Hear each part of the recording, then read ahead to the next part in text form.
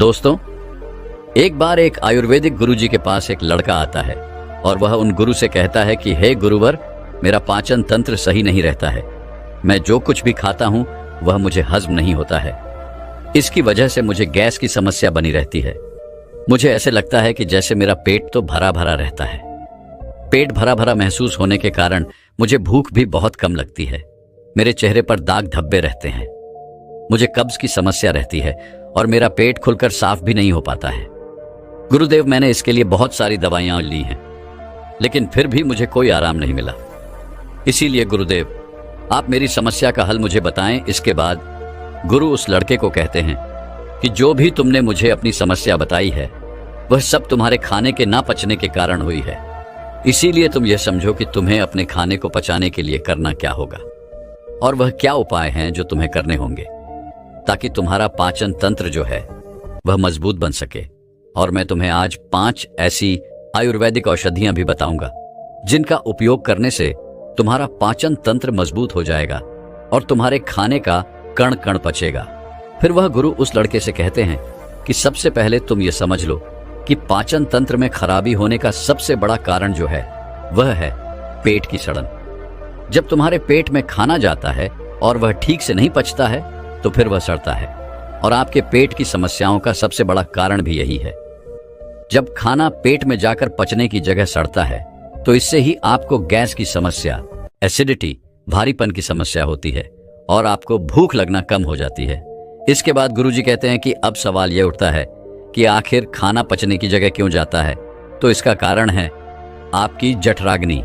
देखो, ध्यान से सुनो बेटा, आपके पेट में एक अग्नि होती है जिसे जठराग्नि कहते हैं। जब आपका खाना पेट में जाता है तो यह अग्नि उस खाने को पचाने का काम करती है। जब यह अग्नि धीमी हो जाती है तो आपका खाना पचने की जगह सड़ता रहता है। अब यह अग्नि जो है वह मंद क्यों होती है, तो इसको समझने के लिए आपको आयुर्वेद के 4 नियमों को समझ लेना बहुत जरूरी है। अगर इन 4 नियम के हिसाब से आप अपनी जीवन शैली और अपने खान पान में परिवर्तन कर लेते हैं तो आपके पाचन की समस्याओं का हल तो हो ही जाएगा। चाहे फिर आपको कॉन्स्टिपेशन की समस्या हो, लूज मोशन की समस्या हो या फिर कोई भी पेट से संबंधित विकार हो। वह गुरु उस लड़के को पहला नियम बताते हुए कहते हैं, अशुभ आहार। हमारे आयुर्वेद में कहा गया है कि आप भोजन को पकने के 3 घंटे के अंदर अंदर उसे खा लें और ज्यादा से ज्यादा आप 5 घंटे के अंदर उसे खा लें। लेकिन अगर भोजन को पकाए हुए 5 घंटे से ज्यादा हो गया है तो आप उस भोजन को ना खाएं, क्योंकि ऐसा भोजन जठराग्नि पर दबाव डालता है जिसको पचाना थोड़ा सा मुश्किल हो जाता है और आप बाजार से डिब्बा बंद चीजें लेकर आते हैं, उनको खाते हैं। वह चीजें तो कहीं महीनों और कहीं साल पुरानी होती है और आप उन्हें बड़े मजे से खाते हैं। 3 से 5 घंटे के बाद का खाना खाना भी हानिकारक होता है। वह खाना भी खाने के लायक नहीं होता है और आप 1 साल पुरानी, 2 साल पुरानी चीजें जो डिब्बों में बंद होती हैं उन्हें बड़े स्वाद से खाते हैं। क्या वह चीजें आपके शरीर पर गलत प्रभाव नहीं डालती हैं? डिब्बा बंद चीजों में केमिकल डाले जाते हैं। वह केमिकल इन चीजों की वैधता तो बढ़ा देते हैं लेकिन आपके स्वास्थ्य पर बहुत बुरा असर डालते हैं। और दूसरी ओर जंक फूड, फास्ट फूड जैसे पिज्जा आदि स्वाद के चक्कर में आप खाते हैं। मीठी मिठाइयां खाते हैं, इनको भी आपको त्यागना होगा। आपकी जठराग्नि की एक सीमित मात्रा होती है कि वह इस तरह का भोजन और इतना ही भोजन पचा सकती है। जब आप अपने पाचन तंत्र पर ज्यादा दबाव डालते हैं तो आपको मंदाग्नि की समस्या हो जाती है। फिर इसके बाद आप जो भी खाते हैं वह पचने की जगह सड़ता है। फिर गुरु उस लड़के को दूसरा नियम बताते हुए कहते हैं कि भोजन सीमित मात्रा में ग्रहण करें। आप चाहे कितना ही अच्छा भोजन क्यों ना करें, आप चाहे सात्विक भोजन ही क्यों ना करते हो, लेकिन ध्यान रहे जितना जरूरी अच्छा भोजन करना होता है उतना ही जरूरी यह भी जानना होता है कि हमारे भोजन करने की सही मात्रा क्या है। कहने का मतलब है कि ज्यादा भोजन भी आपको नुकसान कर सकता है, फिर चाहे वह कितना ही अच्छा भोजन क्यों ना हो। इसको समझने के लिए आप इस उदाहरण से समझें। जैसे आप अग्नि में थोड़ा थोड़ा घी डालते हैं तो अग्नि जलती रहती है, लेकिन वहीं पर अगर आप उसमें एकदम से बहुत सारा घी डाल दें तो क्या अग्नि जलेगी नहीं? ना ज्यादा घी डालने से, एकदम ज्यादा घी डालने से वह अग्नि बुझ जाएगी। वैसे ही अगर आप ज्यादा भोजन ग्रहण करेंगे तो इससे आपके पाचन तंत्र पर बहुत ही बुरा असर पड़ेगा आपका पाचन तंत्र उसे पचा नहीं पाएगा और वह खाना जाकर आपके पेट में सड़ता रहेगा। फिर वह गुरु उस लड़के को तीसरा नियम बताते हुए कहते हैं, सही भोजन और सही मात्रा में भोजन खाने के साथ साथ यह भी जानना जरूरी है कि भोजन को खाने का सही समय क्या है। आप सुबह के समय नाश्ता खाएं, जिसमें आप फल सब्जियां आदि खा सकते हैं, या फिर आप जूस पी सकते हैं। इसके बाद दोपहर में आप खाना खा सकते हैं। उसका सही समय 12 से 1 बजे के बीच होता है। इसके बाद आपको शाम का खाना जो है वह थोड़ा जल्दी खाना होगा, जैसे कि आप शाम का खाना 6 से 7 बुलंद बजे के बीच खा ले। और शाम का खाना खाना आपको बिल्कुल हल्का खाना चाहिए, मगर लोग शाम को खाना एक तो देर से भी खाते हैं और दूसरा हल्का भोजन खाने की जगह भारी भोजन खाते हैं, फिर सीधा सोने चले जाते हैं, जिससे पाचन तंत्र मंद हो जाता है और खाना पचने की जगह सड़ने लगता है। इसीलिए शाम का खाना शाम ढलते ही खा लेना चाहिए और खाना खाते ही बिस्तर नहीं पकड़ना चाहिए। फिर वह गुरु उस लड़के को चौथा नियम बताते हुए कहते हैं कि पर्याप्त मात्रा में पानी पीना भी आपके पाचन तंत्र को मजबूत करता है। अगर आप पर्याप्त मात्रा में पानी नहीं पिएंगे तो आपको कब्ज की समस्या होगी और आपका पेट खुलकर साफ नहीं होगा। और अगर पेट साफ नहीं होगा तो जो खाना आप खाएंगे वह आपके पेट में पड़ा पड़ा सड़ता रहेगा। पानी आपके खाने को गला आता है, जिससे खाने को पचाने में आसानी होती है और आपका पाचन तंत्र मजबूत बनता है। वह गुरु उस लड़के को कहते हैं कि बेटा, इसके अलावा भी बहुत सारे ऐसे कारण हैं जो आपके पाचन तंत्र को कमजोर बनाते हैं, जैसे कि ज्यादा चिंता करना, धूम्रपान करना और खराब जीवन शैली। अगर आप इन चीजों पर ध्यान देंगे और अपनी आदतों को सुधारें तो आपका पाचन तंत्र जो है वह स्वतः ही सही हो जाएगा। फिर वह गुरु उस लड़के को कहते हैं कि इन आदतों और नियमों के अलावा अगर आप कुछ आयुर्वेदिक औषधियां भी लेते हैं तो आप अपने पाचन तंत्र को बहुत ही बेहतर बना पाएंगे और फिर उसके बाद आप जो भी खाएंगे वह आपको सब पच जाएगा। फिर इसके बाद गुरुजी उस लड़के को पहली औषधि के बारे में बताते हुए कहते हैं कि सबसे पहली औषधि है त्रिफला चूर्ण। आपके पाचन तंत्र के लिए त्रिफला से अच्छा कुछ भी नहीं है। यह सबसे बढ़िया औषधि है। त्रिफला पाचन शक्ति बढ़ाने और मेटाबॉलिज्म में सुधार करने का एक प्रभावी नुस्खा है। दरअसल त्रिफला 3 आयुर्वेदिक हर्ब्स का एक अद्भुत मिश्रण है। इसे बनाने के लिए आंवला हर्ड और बहेड़ा का प्रयोग किया जाता है। तीनों ही जड़ी बूटियों में रोचक गुण होते हैं। यह मल त्याग को बढ़ावा देने में मदद करती है, साथ ही कब्ज से छुटकारा भी दिलवा देती है। ट्राइफला शरीर के तीनों दोष, वात, पित्त और कफ के संतुलन को बनाए रखने में आपकी मदद करता है। यह अंत में अच्छे बैक्टीरिया को बढ़ाता है, साथ ही टॉक्सिन्स को नष्ट करता है, जिससे डाइजेशन में सुधार होता है। नियमित त्रिफला का सेवन करने से पाचन संबंधी समस्याओं से बचाव और उनमें छुटकारा पाने में मदद मिलती है। आप रात में सोने से पहले गर्म पानी के साथ त्रिफला का सेवन कर सकते हैं। इसके लिए बस आपको 1 चम्मच त्रिफला अपनी जीभ पर रखना है, फिर गुनगुने पानी के साथ इसे निगल जाना है। आप चाहें तो दूध के साथ इसका सेवन कर सकते हैं। इसके अलावा आप रात में सोने से पहले 1 गिलास पानी में 1 चम्मच त्रिफला पाउडर मिलाकर ढककर छोड़ सकते हैं और सुबह खाली पेट इसका सेवन कर सकते हैं। यह भी पाचन को दुरुस्त रखने में आपकी मदद करेगा। फिर गुरु उस लड़के को दूसरी औषधि के बारे में बताते हुए कहते हैं कि वह है हिंग। यह एक पॉलीहर्बल आयुर्वेदिक सदी है जिसका उपयोग पाचन विकारों के इलाज के लिए किया जाता है। हिंग काली मिर्च, अदरक, जीरा, क्लचेड, अजवाइन और हिमालय नमक से मिलकर बना होता है। यह मल त्याग, पेट फूलना पक्ष और कब्ज जैसी स्थितियों को प्रबंधित करने में मदद करता है। यह पेट में जलन पैदा किए बिना पाचन में मदद करता है। आयुर्वेद के अनुसार हिंग भूख बढ़ाने वाला और पाचन गुण होते हैं जो भोजन को पचाने में मदद करते हैं, अपच और पेट फूलने से राहत दिलाते हैं। ये गुण भूख न लगने की समस्याओं में भी मदद करते हैं। हिंग में वात संतुलन गुण भी होता है जो पेट को नियंत्रित करने में मदद करता है। इसका भी प्रयोग आपको खाना खाने मिनट के बाद पानी या दूध में किया जा सकता है। फिर गुरु उस लड़के को तीसरी औषधि के बारे में बताते हुए कहते हैं, अलोए वेरा का नाम किसी भी स्किन या फिर हेयर प्रॉब्लम के लिए सुझाया जाता है, लेकिन यह पेट की समस्याओं के लिए भी इसी तरह कारगर साबित होता है। अलोए वेरा का जूस पेट की परेशानियों से भी राहत दिलाता है। इसमें मौजूद एंजाइम पाचन क्रिया को बेहतर बनाते हैं और पोषक तत्वों के अवशोषण में भी मदद करते हैं। इसी तरह एलोवेरा पेट के इन्फेक्शन की वजह बनने वाले बैक्टीरिया और परजीवियों से भी सुरक्षा प्रदान करता है, जिससे स्टमक इन्फेक्शन होने से बचाव होता है। कॉन्स्टिपेशन और एसिड रिफ्लक्स जैसी पेट से जुड़ी समस्याओं से बचाने में भी एलोवेरा का जूस बहुत ही फायदेमंद है। इसके अलावा यह इम्यून सिस्टम को मजबूत बनाने और मेटाबॉलिज्म को बढ़ाने में भी मदद करता है। इसके बाद गुरुजी उस लड़के को चौथी चीज बताते हुए कहते हैं कि आप ऐसी समस्या में हर्बल चाय का इस्तेमाल भी कर सकते हैं। यह चाय उबाले जाने वाली जड़ी बूटियों के मिश्रण से बनती है, जिनमें अनेकों और सदियां मिलाई जाती हैं। यह पाचन तंत्र को मजबूत करने के लिए बनाई जाती है। इसमें पुदीना, जो पाचन तंत्र की मांसपेशियों को आराम करने की क्षमता रखते हैं, यह कफ के लक्षणों, गैस और ब्लोटिंग को कम करने में मदद करता है।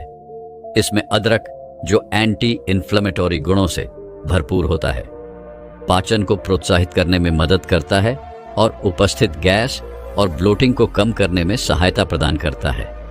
इसमें धनिया, जिसमें गार्मेंट गुण होते हैं, वह भी पाचन को सहायता प्रदान करता है और मलाशय को शांत कर सकता है। इसी तरह कई अन्य जड़ी बूटियां होती हैं जो आपके पाचन तंत्र को मजबूत कर सकती हैं। आप इन सभी के मिश्रण से हर्बल चाय बना सकते हैं, जो आपके पाचन तंत्र को मजबूत बनाने में आपकी सहायता करेगी। ध्यान रखें, इस तरह की चाय में आपको चीनी नहीं डालनी है। आप चाहे तो थोड़ा सा शहद इसमें डाल सकते हैं, और जिनको डायबिटीज है वह इस चाय को फीकी ही पिए। इसके बाद गुरु उस लड़के को पांचवी और अंतिम औषधि बताते हुए कहते हैं, अजवाइन पाचन तंत्र ठीक न होने की वजह से लोगों में गैस की प्रॉब्लम देखी जा सकती है। अजवाइन का पानी गैस की दिक्कत को भी कम करता है और पेट फूलने की समस्या में भी आराम देता है। इसके पानी में कुछ विशेष एंजाइम पाए जाते हैं जो आंतों की सफाई करते हैं, और इससे भोजन के पोषक तत्वों के अवशोषण में मदद मिलती है। अजवाइन का पानी तेजी से वजन को घटाता है और मेटाबॉलिज्म को दुरुस्त रखता है। अगर आपका कोलेस्ट्रॉल लेवल बढ़ता रहता है या फिर घटता रहता है तो यह उसे भी कंट्रोल करता है। इसके बाद वह गुरु उस लड़के से कहते हैं कि बेटा, आप इन 5 औषधियों में से कोई भी एक औषधि इस्तेमाल कर सकते हैं, और आप अपने जीवन शैली में जो मैंने तुम्हें नियम बताएं उनका अनुसरण करके तुम अपने पाचन तंत्र को बहुत ही जल्दी मजबूत बना सकते हैं। एक राजा भगवान बुद्ध के पास आया। बुद्ध के आश्रम में बहुत भीड़ थी। राजा ने भगवान बुद्ध से अनुरोध किया कि वह एकांत में कुछ बुद्ध से कहना चाहते हैं। तथागत बुद्ध बोले, सर्वत्र एकांत है, यही बोलो। फिर राजा ने कहा कि मैं तथागत संन्यास लेना चाहता हूं। बुद्ध गंभीर हो गए। वह बोले कि तुम्हें स्वस्थ होने के लिए दीक्षा के पहले मेरी एक शर्त का पालन करना होगा। राजा ने स्पष्ट किया कि जब दीक्षा लेनी ही है और संन्यास्त होना ही है तो मुझे आपका सभी शर्तें मंजूर हैं। और फिर तथागत बुद्ध ने आदेश दिया और कहा, अपने कपड़े उतारो, अपने जूते उतारो और नग्न हो जाओ, और इसी नग्न अवस्था में अपने राज्य के राजमार्गों पर स्वयं को जूते मारते हुए चक्कर लगा कर आओ। राजा असमंजस में पड़ गया। तथागत बुद्ध यह क्या कह रहे हैं? मैं एक राजा हूं, इस तरह से मैं नग्न होऊंगा और नग्न होकर अपनी ही सड़कों पर कैसे खुद को जूते मारते हुए चक्कर जाऊं? लेकिन फिर भी राजा को संन्यास्त होना था, तो उन्होंने भगवान बुद्ध की शर्तें मान ली और वह वैसा ही करने के लिए निकल पड़ा। राजा ने वैसा ही किया। वह नग्न होकर स्वयं को जूते मारते हुए राज्य की सड़कों पर दौड़ने लगा, और यहां उसके चले जाने पर शिष्य ने बुद्ध से कहा कि भंते, जब हम आपसे दीक्षा लेने आए थे तब आपने तो ऐसी कठोर शर्त नहीं लगाई थी। आप तो स्वयं करुणा अवतार हैं, फिर आपने राजा के साथ ऐसा कठोर व्यवहार क्यों किया? तब भगवान बुद्ध बोले, जब तुम लोग संन्यास लेने आए थे तब तुम्हारे अहंकार बहुत बड़े नहीं थे, इसीलिए तुम लोगों से घर घर भिक्षा ना करवा के ही काम बन गया। यह तो एक बड़े राजा हैं, इसका अहंकार भी बहुत बड़ा है, इसीलिए जितना बड़ा रोग उतनी बड़ी दवाई। इसीलिए महारोग की दवाई भी अधिक शक्तिशाली होती है। किसी कारणवश मैंने इनकी परीक्षा भी इतनी कठिन की है। राजा जब इस दशा में अपनी ही प्रजा के सामने से गुजरेगा तो उसका अहंकार चूर चूर हो चुका होगा। राजा ने शाम तक शर्त पूरी कर ली और बुद्ध के चरणों में आकर गिर गया और फिर बोला, तथागत, अब तो मुझे आप दीक्षा देकर मुझे संन्यास्त करें। भगवान बुद्ध ने राजा के सिर पर मुकुट रखा और कहा कि अब तुम्हें संन्यास लेने की जरूरत ही नहीं है। जाओ और कर्ता भाव छोड़कर साक्षी भाव से राज करो। अब तो तुम राजस्व हो चुके हो, अब तुम राजस्व हो। देखिए दोस्तों, किस तरह से भगवान बुद्ध ने एक राजा को उपदेश दिया और राजा का जीवन धन्य हो गया। दोस्तों, ये छोटे से उपदेश से आपको क्या ज्ञान प्राप्त हुआ, कमेंट में हमें जरूर बताइएगा। चलिए अब जानते हैं स्वास्थ्य से संबंधित बहुत ही महत्वपूर्ण जानकारी। क्या आप जानते हैं कि यह हमारा शरीर किससे बना है? यह सबसे पहले जानना बहुत जरूरी है। और हमारे शरीर में कौन से 3 दोष पाए जाते हैं? हमारा शरीर 5 तत्वों से बना है और हमारा शरीर में 3 दोष पाए जाते हैं, वात दोष, पित्त दोष और कफ दोष। इसे जानना जरूरी है क्योंकि यह हर एक बीमारी का कारण होता है। क्योंकि हर एक बीमारी की जड़ यही 3 दोष है, इसीलिए जानना जरूरी होता है। तो आपका शरीर का सबसे महत्वपूर्ण दोष यह 3 दोष हैं: पित्त दोष, वात दोष और कफ दोष। अगर आपके शरीर का वात दोष गड़बड़ हो गया तो 60 से 70% बीमारी होगी। अगर आपके शरीर का पित्त दोष गड़बड़ हो गया तो आपके शरीर में 15 से 20 पर बीमारियां होती हैं। और यदि आपके शरीर का कफ दोष गड़बड़ हो गया तो 5 से 10% बीमारी होती है। अब इस तीनों प्रवृत्ति हमारे शरीर में कब से कब तक रहती है? जब हम जन्म से बाल्य अवस्था में रहते हैं, यानी जब हमारा जन्म होता है और 14 साल की उम्र तक हमारे शरीर में कफ प्रवृत्ति ज्यादा होती है। इस समय कफ ज्यादा बनता है, यह प्रकृति की देन है। कफ इसलिए बनता है क्योंकि हमारा शरीर ग्रो करता है। कफ बनना जरूरी है क्योंकि ये कफ हमारे शरीर के बहुत ही महत्वपूर्ण अंग है। बस हमें यह ध्यान देना है, हम अपने बच्चों को ऐसी कोई चीज नहीं देना है जिससे उनका कफ और बढ़ जाए, क्योंकि बच्चे उस समय कुछ नहीं जानते। पेरेंट्स को जागरूक होना होगा। बस हमें अपने बच्चे को कुछ भी ऐसी चीज नहीं देना है जिससे उसका कफ और बढ़ जाए। कफ बनाने वाली चीजें हमें उन्हें नहीं खिलानी है, नहीं तो क्या होगा? कफ से संबंधित जो 5 से 10 पर बीमारी है, जैसे टीबी, दमा, एज्मा, ये सारी बीमारियां इसकी वजह से होती हैं। ये हर पेरेंट्स को ध्यान देना होगा। उसके बाद हम आते हैं बाल्य अवस्था से युवा अवस्था में। युवा अवस्था की आयु कितनी होती है? जब हम 15 साल से 60 साल के बीच में होते हैं। इस समय हमारा शरीर युवा अवस्था में होता है। इस समय हमारे शरीर में पित्त प्रवृत्ति सबसे ज्यादा होता है, सबसे ज्यादा पित्त बनता है। इसलिए हमें यह ध्यान देना होगा कि हम ऐसी कोई भी चीज ना खाएं जिससे हमारा पित्त दोष बढ़ जाए।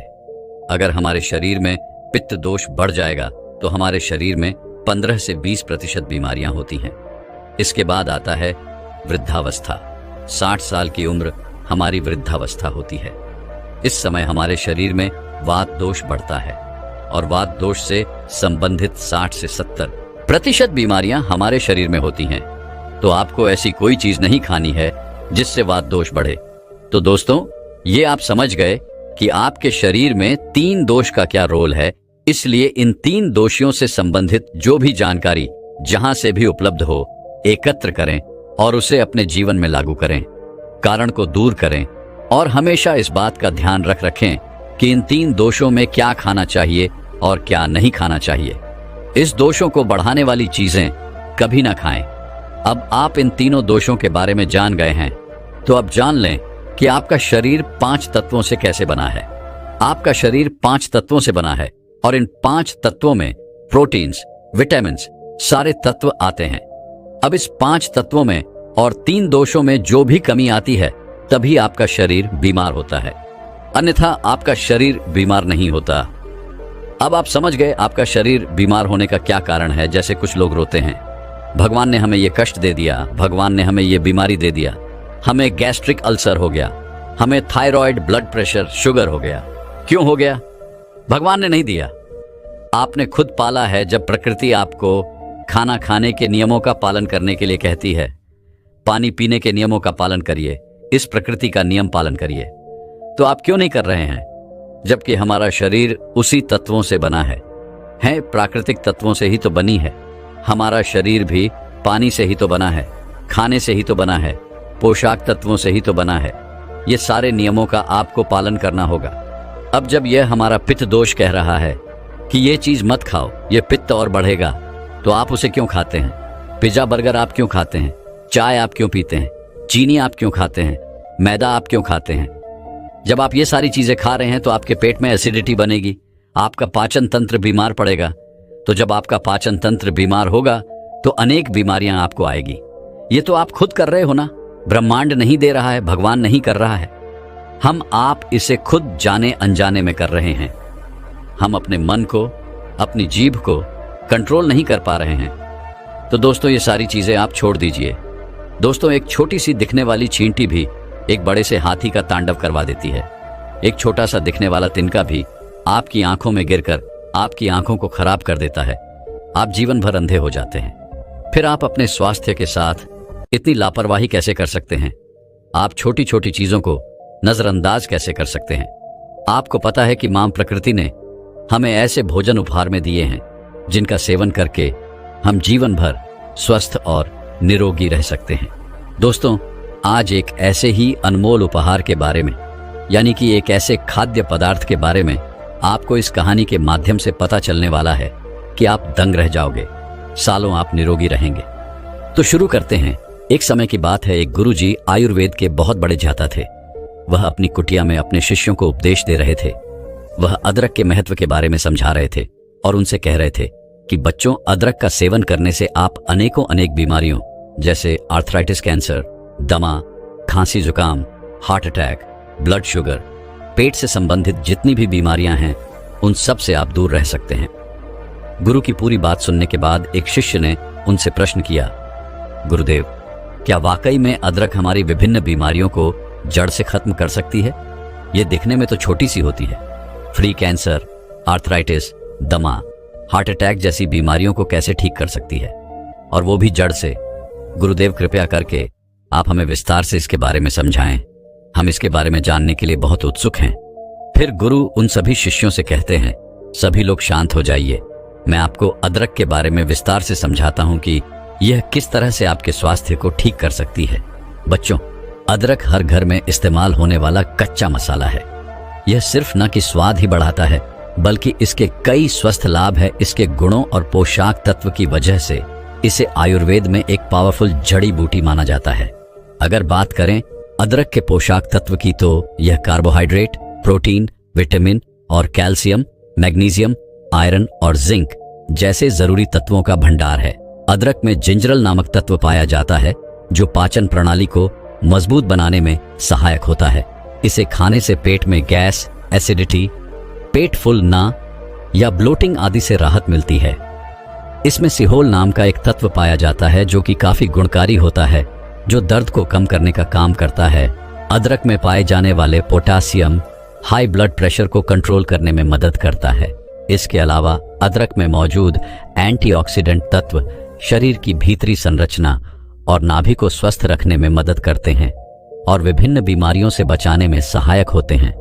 फिर गुरु उन सभी शिष्यों से कहते हैं, बच्चों, अब मैं तुम्हें अदरक से मिलने वाले फायदों के बारे में बताता हूं, जिसे आप लोग सभी ध्यान से सुने। इसके बाद मैं तुम्हें अदरक को इस्तेमाल करने का सबसे अच्छा तरीका बताऊंगा। बच्चों, पुराने जमाने से ही अदरक को एंटी इन्फ्लेमेटरी के रूप में इस्तेमाल किया जाता है, खासतौर पर आयुर्वेदिक औषधीय में, और रोजाना घर पर भी हम इसका इस्तेमाल करते हैं।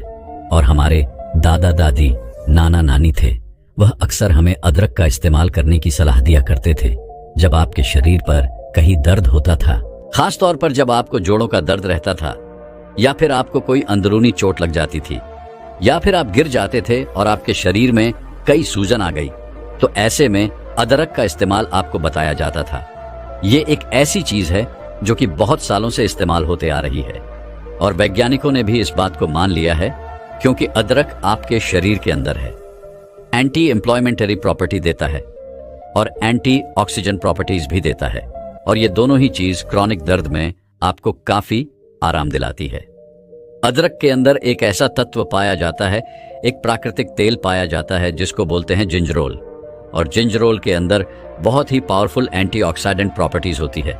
फिर गुरु उन्हें सबसे पहला फायदा बताते हुए कहते हैं, बच्चों, अदरक आपके बढ़े हुए वजन को कम करने में बहुत ही ज्यादा फायदेमंद होता है।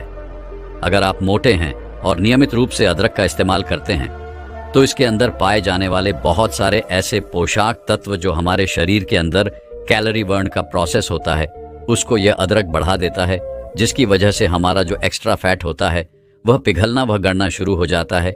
जिन औरतों के ही पर ज्यादा फैट जमा होता है, तो उस स्थिति में जब वह अदरक का इस्तेमाल करती है तो उनका फैट पिघलना शुरू होता है। पुरुषों में भी जिनका पेट बाहर निकल जाता है, वह भी अगर अदरक का रोजाना इस्तेमाल करते हैं तो उनका पेट भी पिघलना शुरू हो जाता है और वह बिल्कुल स्लिम हो जाते हैं। फिर गुरु उन्हें तीसरा फायदा बताते हुए कहते हैं, बच्चों, अदरक का नियमित सेवन करने से आपको कभी भी हार्ट अटैक की प्रॉब्लम नहीं होगी, क्योंकि अदरक का नियमित रूप से सेवन करने से आपकी खून का संचार तेजी से हो जाता है। अदरक में विटामिन, खनिज और अमीनो एसिड पर्याप्त मात्रा में पाए जाते हैं। यह हृदय संबंधित समस्याओं को कम करने में मदद करते हैं। अदरक धमनियों में वसा को जमा होने से रोकती है, जिससे दिल के दौरे को रोकने में मदद मिलती है। फिर गुरु उन सभी से कहते हैं, अदरक आपकी इम्यूनिटी सिस्टम को मजबूत करता है। अगर आपको अक्सर थकान महसूस होती है तो आप खाने में अदरक जरूर शामिल करें। यह पोषक तत्व से भरपूर है। इसकी ड्रिंक भी आप ले सकते हैं, इससे आपकी थकान दूर हो जाएगी। अदरक इम्यूनिटी बढ़ाने में बहुत मदद करता है। इसमें एंटी इन्फ्लामेटरी गुण पाए जाते हैं जो संक्रमण को दूर करने में मदद करते हैं। इम्यूनिटी सिस्टम को मजबूत करने के लिए आप खाने में अदरक का इस्तेमाल जरूर करें। फिर गुरु उन सभी से कहते हैं, यह आपके पाचन तंत्र को स्वस्थ रखती है। अदरक में ऐसे गुण पाए जाते हैं जो आपके पाचन तंत्र को बेहतर बनाने में मदद करते हैं। अगर आप अपच, कब्ज, सूजन आदि समस्याओं से ग्रसित है, परेशान है, तो आपके लिए अदरक काफी फायदेमंद साबित हो सकता है। यह पाचन को बढ़ावा देने में मदद करता है। अदरक के सेवन से मानसिक तनाव को कम करने में मदद मिलती है और आपके मानसिक स्वास्थ्य को सुधार सकती है। इसके अलावा अदरक में पाए जाने वाले विटामिन ए और एंटीऑक्सीडेंट आंखों की सेहत के लिए बेहद फायदेमंद रहते हैं। अदरक के नियमित सेवन से ब्लड शुगर लेवल को कंट्रोल करने में मदद मिलती है। अदरक का नियमित रूप से सेवन करने से पेट की सभी बीमारियां जड़ से खत्म हो जाती है। अगर आप थोड़ा अदरक भी हर रोज खाते हैं तो इससे पेट से संबंधित बीमारी होने का खतरा कम हो जाता है, क्योंकि अदरक में पाई जाने वाली फिनोलिक एसिड पीठ की जलन, एसिडिटी को कम करती है। अदरक हमारे पाचन शक्ति को मजबूत करने के साथ साथ पेट दर्द, दस्त को भी दूर कर सकती है। कब्ज की समस्या को भी यह दूर करती है। कैंसर जैसी भयानक बीमारियों से बचाव करती है। इसमें पाए जाने वाले एंटीऑक्सीडेंट कैंसर पैदा करने वाले सेल से लड़ती है और उसकी रोकथाम करती है। इसके अलावा अदरक में छोटा साइम होता है। इसमें ट्यूमर और कैंसर सेल्स को कंट्रोल करने में मदद मिलती है और साथ ही साथ सबसे अच्छी बात यह है कि यह स्किन कैंसर में भी काफी ज्यादा मददगार है। कैंसर जैसी भयानक बीमारी से भी अगर आप बचना चाहते हैं तो अदरक जरूर खाएं। अदरक आपके पेट के अल्सर को ठीक करती है। अगर आप रोजाना अदरक खाएंगे तो इससे पेट में अल्सर बढ़ने से रोका जा सकता है। एच पीलरी बैक्टीरिया के कारण अल्सर होता है। ऐसे में अगर आप अदरक खाएंगे तो यह बैक्टीरिया बढ़ेगे नहीं और अल्सर का खतरा भी टल जाएगा। रोजाना अदरक खाने से गठिया और आर्थराइटिस जैसे बीमारी जड़ से खत्म हो जाती है। अदरक में एंटी इन्फ्लामेटरी गुण होते हैं जो गठिया और आर्थराइटिस को कंट्रोल करने में और दर्द की रोकथाम करने में मददगार होते हैं। अदरक खाने से हड्डियां मजबूत होती हैं और गठिया के दर्द में भी राहत मिलती है। अदरक का रोजाना इस्तेमाल करने से हमारी त्वचा स्वस्थ रहती है, क्योंकि अदरक में मौजूद एंटीऑक्सीडेंट स्क्रीन को सेहतमंद और चमत्कार बनाते हैं और त्वचा की सौंदर्य को बढ़ाते हैं। अदरक में एंटीऑक्सीडेंट, एंटी सेफ्टी और ब्लड सर्कुलेशन को बढ़ाने वाले गुण होते हैं, जिनकी मदद से यह त्वचा के स्वास्थ्य को सुधारता है। एंटीऑक्सीडेंट त्वचा को यूवी किरणों से बचाता है, जिससे त्वचा जवान दिखती है। एंटीसेप्टिक गुण मुहासी को कम करते हैं और अदरक में मौजूद एंटी इन्फ्लेमेटरी गुण के कारण आप मुहासी के कारण होने वाले दाग धब्बे को भी कम कर सकते हैं। बच्चों, अदरक गर्मी पैदा करने वाला होता है और इसीलिए यह सर्दी जुकाम से भी बचाव करता है। अगर आपको एक्सरसाइज करने से मांसपेशियों में दर्द रहता है तो अदरक के इस्तेमाल से आपको इसमें राहत मिल सकती है। अगर किसी व्यक्ति को एक्सरसाइज की वजह से कोहनी में दर्द है तो प्रतिदिन 2 ग्राम अदरक का सेवन करें। इससे उसका मांसपेशियों का दर्द कम हो जाएगा। बच्चों, आर्थराइटिस जोड़ों में दर्द और जकड़न पैदा करने वाली बीमारी है और यह काफी सामान्य है। वैसे तो इस बीमारी का ठीक से इलाज नहीं है, लेकिन अगर आप नियमित रूप से अदरक सेवन करते हैं तो इससे आपका दर्द खत्म हो जाएगा। अदरक आपके ब्लड शुगर को भी कम करता है। इस अदरक के अंदर एंटीबायोटिक डायबिटीज प्रॉपर्टी जो होती है, और यह बहुत ही पावरफुल प्रॉपर्टी है जो आपके बढ़े हुए ब्लड शुगर को कंट्रोल करती है। फिर गुरु उन सभी शिष्यों से कहते हैं, बच्चों, अब मैं तुम्हें अदरक को इस्तेमाल करने का सही तरीका बताता हूं। आपको एक चम्मच कसा हुआ अदरक ले लेना है, साबुत अदरक नहीं लेना है। आपको पहले अदरक को कस लेना है और उस कसे हुए अदरक की एक चम्मच ले लीजिए और उसे एक ग्लास पानी के अंदर डाल दीजिए और इस पानी को अच्छे से 2 बार उबाल लीजिए। फिर इस पानी को आप निकाल लीजिए और छलनी से छान लीजिए। फिर इस पानी को आप गुनगुना करके इस्तेमाल कीजिए। दिन में 2 टाइम खाना खाने के बाद में इस पानी को पीना है। दोपहर का खाना खाने के बाद आप इसको ले सकते हैं और रात का खाना खाने के बाद भी आप इसे ले सकते हैं। ऐसा करने से ऐसा होता है कि अदरक के जितने भी पोषक तत्व होते हैं वो सारे के सारे पानी में आ जाते हैं और आपके शरीर के अंदर अच्छे से घुल जाएंगे और आपको अच्छे परिणाम देंगे।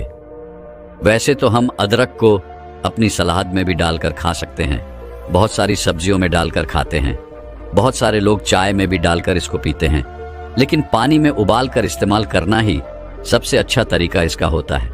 खाने में डालने के अलावा अदरक के टुकड़ों को उबालकर चाय में मिला सकते हैं और इसमें शहद या नींबू डालना ना भूलें। आप अदरक की चटनी या फिर अचार का इस्तेमाल भी कर सकते हैं। एक व्यक्ति सुदूर प्रदेश से यात्रा करके गौतम बुद्ध से मिलने आया। उसका चेहरा देखकर लग रहा था कि वह अंदर से बहुत परेशान है। व्यक्ति ने बुद्ध को प्रणाम किया और बोलते बोलते रोने लगा, मुझे इंसाफ चाहिए, उन नीच लोगों को सजा मिलनी चाहिए। हमेशा की तरह गौतम बुद्ध शांत थे। फिर उन्होंने व्यक्ति को पानी पिलाया और पास में बिठाया और फिर पूछा, तुम्हारे साथ क्या हुआ जो तुम इतने बेचैन हो? तथागत की आवाज में अपनापन लगा। व्यक्ति अपनापन सुनकर थोड़ा सहज हुआ, वह थोड़ा शांत हुआ। कुछ देर शांत होने के बाद वह बोला, 4 लोगों ने मिलकर मेरे साथ व्यापार में बड़ा धोखा किया है। सामान लिया और पैसे नहीं दिए।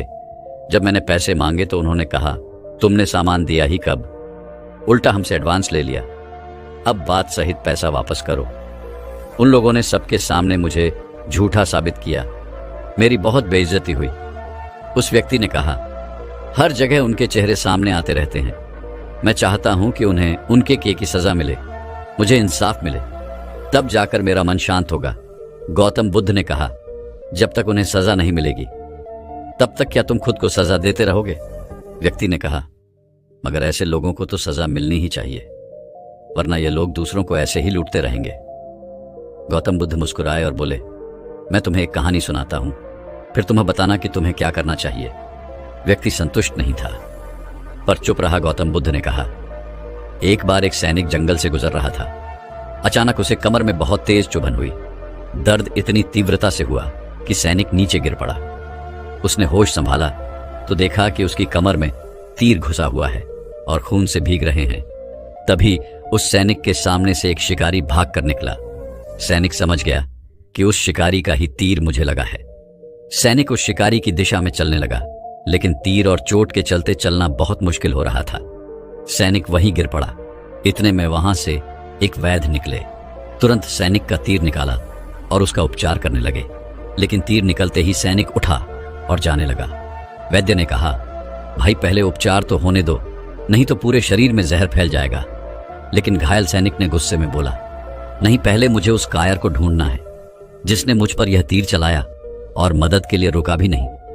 मैं पहले उसे सजा दिलवा कर आऊंगा, फिर इलाज करवाऊंगा। वैद्य ने समझाया, बेटा अभी केवल तीर निकला है, अगर थोड़ा सा भी जहर अंदर रह गया तो फिर पूरे शरीर में फैल जाएगा, तुम्हारी इससे जान भी जा सकती है। गौतम बुद्ध ने कहा। लेकिन वह सैनिक गुस्से के आग में अंधा बहरा हो चुका था। शिकारी की तलाश में वह काफी देर तक जंगल में भटकता रहा और अंत में शरीर में जहर फैलने के कारण उसकी मृत्यु हो गई। कहानी सुनकर गौतम बुद्ध ने उस व्यक्ति से अजीब सवाल पूछा, अच्छा यह बताओ उस सैनिक को कितने तीर लगे थे? व्यक्ति ने कहा, उस सैनिक को तो एक ही तीर लगा था। गौतम बुद्ध ने कहा, शिकारी ने सैनिक को एक ही तीर मारा था। पर सैनिक बार बार खुद को क्रोध और बदले की भावना के जहरीले बाण मारता रहा, अपने विचारों और भावनाओं से खुद को घायल करता रहा। गौतम बुद्ध कहते हैं, दूसरा तीर पहले वाले से ज्यादा कष्टकारक था, क्योंकि सैनिक उससे खुद को मार रहा था। बुद्ध कहते हैं, हमें हमारे क्रोध के लिए दंड नहीं मिलता, बल्कि हमारा क्रोध ही हमें दंड देता है। गौतम बुद्ध ने कहा, इस संसार में सब कुछ बदलता है। अनीति के कारण हम सबके जीवन में कभी ना कभी तकलीफ आती है, कभी अचानक नुकसान हो जाता है, कभी हमसे गलती होती है, कभी हम पर झूठे आरोप लगते हैं, कभी हमें कोई छोड़कर चला जाता है। लेकिन इसको बार बार याद करते रहना और खुद दुखी होना इंसान को असल घटना से कहीं ज्यादा कष्ट पहुंचाता है। तकलीफ तो अटल है, पर दुखी रहना पूरी तरह से आपकी मर्जी है। व्यक्ति ने पूछा, लेकिन मन पुरानी बातों को छोड़ नहीं पाता, बुरी भावनाएं बार बार हावी हो जाती हैं। गौतम बुद्ध कहते हैं कि जिसके मन में तृष्णा पैदा हो जाए कि ऐसा ही होना चाहिए, मुझे तो यही चाहिए, तो उसे प्रमाण के सारे देवता भी दुख से बचा नहीं सकते। यह तृष्णा कठिन अनुभवों से बचने की, शारीरिक सुख पाने की या अत्यधिक धन संपत्ति पाने की हो सकती है। गौतम बुद्ध कहते हैं कि कोई भी कारण इतना बड़ा नहीं, अभी तक आप जानते नहीं थे, लेकिन समझदार इंसान गलती बार बार नहीं दोहराता। दृढ़ निश्चय और प्रयास से जन्मों से पड़ी बुरी आदत भी त्याग देता है। तथागत गौतम बुद्ध व्यक्ति को समझाने के लिए कहते हैं कि बुरा इंसान कभी खुद को बेहतर करने का प्रयास नहीं करता, इसलिए वह बुरे गुणों को छोड़ नहीं पाता। यही बुरे गुण आखिर में उसे दंड देते हैं। इसलिए आपको बदले की भावना और असहाय होने की भावना छोड़कर आगे वर्तमान पर काम करना होगा। ऐसा करने से अपने आप सही रास्ता निकलेगा। तुम निश्चिंत रहो, गौतम बुद्ध ने कहा। अब वर्तमान पर ध्यान दो और मन को शांत रखकर केवल देखो।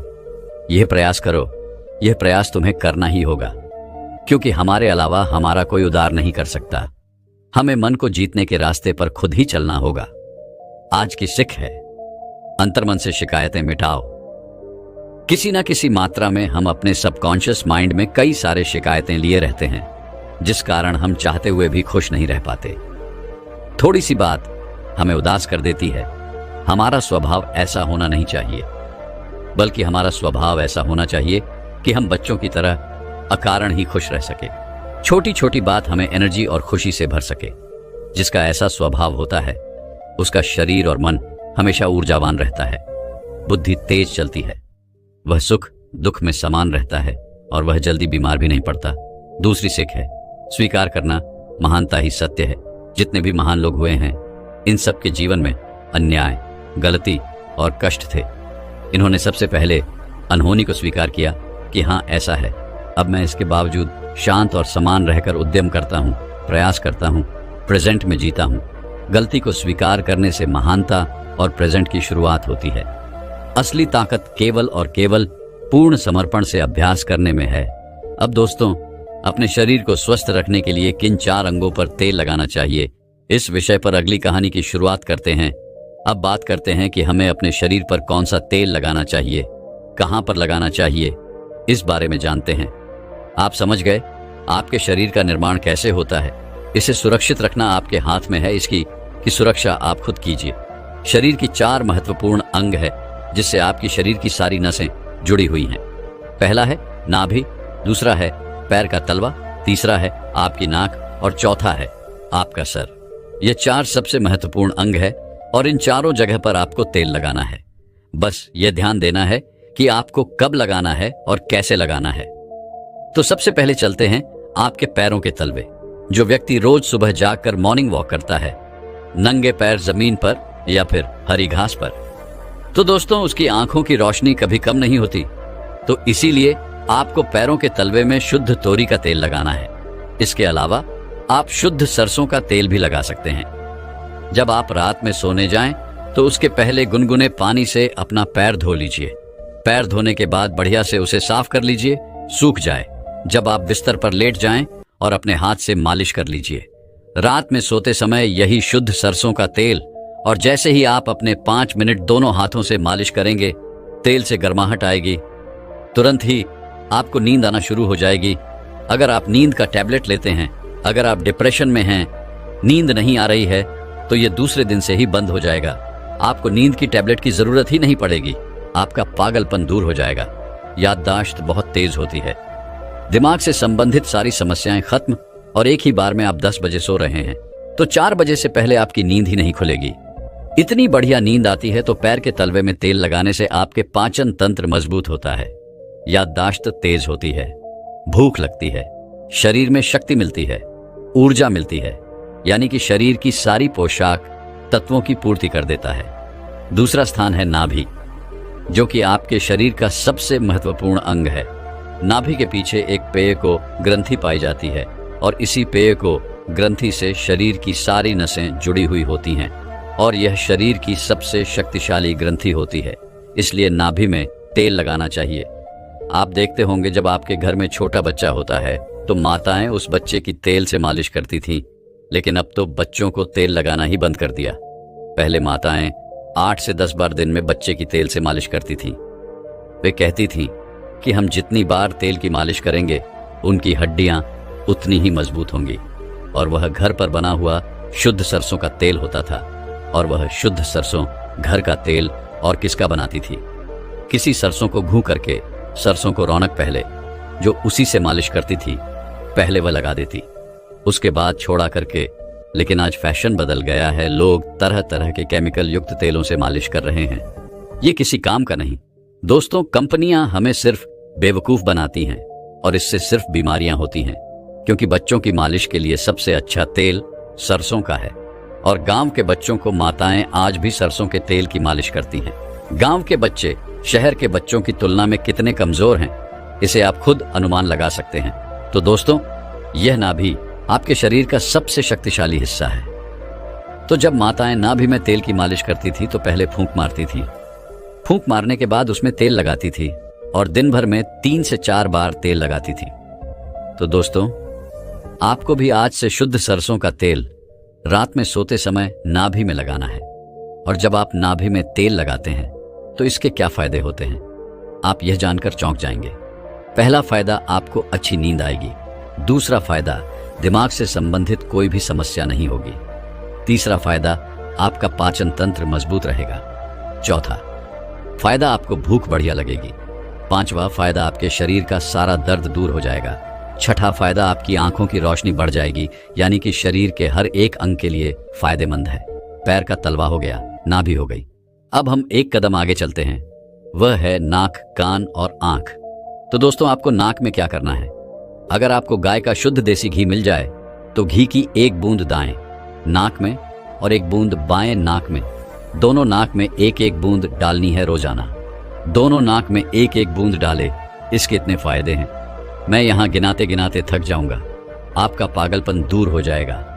अगर किसी को पागलपन है, अगर पागलपन का इलाज चल रहा है तो 3 से 4 महीने के अंदर पागलपन की दवा बंद हो जाएगी। अगर आपके कान के पर्दे में छेद है तो बिना ऑपरेशन के ठीक हो जाएगा। आपको नींद की समस्या है, नींद की समस्या दूर हो जाएगी। आपकी याददाश्त कमजोर है, याददाश्त आपकी तेज हो जाएगी। शरीर में कमजोरी है, शरीर की कमजोरी दूर हो जाएगी। जुकाम आपको कभी पूरी जिंदगी में नहीं होगा। जुकाम, सर्दी की नाक से संबंधित जितनी भी बीमारी है आपको नहीं होगा। अब एक अंग और है जहां से आपका शरीर पूरा दिमाग जुड़ा हुआ है, वह है सिर। अगर गर्मी का सीजन है तो आप स्नान करते होंगे। जब स्नान करके निकले, स्नान करने के बाद जब आपके बालों का पानी सूख जाए तो आपको अपने सिर में शुद्ध सरसों का तेल लगाना है। जैसे ही आप अपने सिर में सरसों का तेल लगाकर सिर की मालिश करेंगे तो आपको 10 मिनट बाद नींद आना शुरू हो जाएगी। सिर में सोते समय तेल लगाने से कई सारे फायदे हैं, जैसे आपका जो बाल पक रहा होगा वह भी रुक जाएगा, आपको नींद बढ़िया आएगी, दिमाग की याददाश्त पावरफुल होगी, शरीर की शक्ति बढ़ेगी, शरीर की कमजोरी दूर हो जाएगी, यानी कि शरीर की सारी शक्तियां आपको मिलेंगी। सिर में तेल लगाने से तो दोस्तों, आप शुद्ध सरसों तेल को अपने शरीर के इन 4 अंगों पर लगाएं और देसी घी को अपने नाक में डालिए। यह प्रक्रिया आप अपना लीजिए, आपका शरीर स्वस्थ और तंदुरुस्त हो जाएगा। जैसे हमने कहा कि यह हमारा शरीर है, हमारा शरीर हमारे ऊपर डिपेंड है, हम इसे किस तरह से रखते हैं। मान लीजिए एक कपड़ा है, आप उसे कितनी सेफ्टी से रखते हैं। खास तौर पर सफेद कपड़ा हो गया, आप उसे पहनते हैं, पहन के बाहर जाते हैं तो आप उसे बहुत बचा बचा कर रखते हैं कि कहीं गंदे स्थान पर टच ना हो जाए। सफेद कपड़ा है, इसमें दाग लग जाएगा। कितना बचा बचा के चलते हैं और फिर आते ही खूंटी में निकालकर आराम से टांग देते हैं, जिससे उसमें दाग नहीं लगता है, और फिर अगले दिन पहनते हैं और उसको ध्यान से प्रेस आयरन वगैरह करते हैं। तो दोस्तों, ठीक उसी प्रकार इस शरीर की देखभाल आप खुद कीजिए। जितनी आप इस शरीर की देखभाल करेंगे उतना ही आपका शरीर स्वस्थ बना रहेगा। दोस्तों, मैं उम्मीद करता हूं कि यह कहानी सुनने से आपके जीवन में अच्छे बदलाव आए होंगे।